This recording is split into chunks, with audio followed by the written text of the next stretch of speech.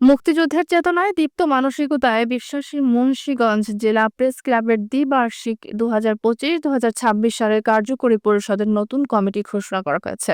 ১৫ সদস্য বিশিষ্ট কার্যকরী পরিষদের নতুন কমিটির সভাপতি সাইফুল ইসলাম কামাল, সাধারণ সম্পাদক নির্বাচিত হয়েছেন মোহাম্মদ জসিম মোল্লা। শনিবার সকাল ১০ ঘটিকার সময় প্রেস ক্লাব কার্যালয়ে দিনব্যাপী সাধারণ সভা অনুষ্ঠানের মধ্য দিয়ে নতুন কমিটি ঘোষণা করা হয়।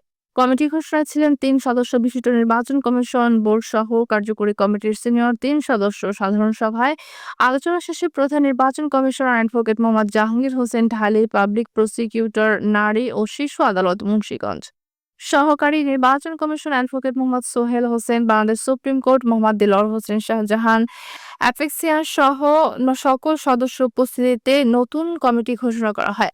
উপদেষ্টা হিসেবে নির্বাচিত হয়েছেন এম জামাল হোসেন মণ্ডল, সাবেক সভাপতি সৈয়দ মাহবুবুর রহমান ও মোহাম্মদ সেলিম।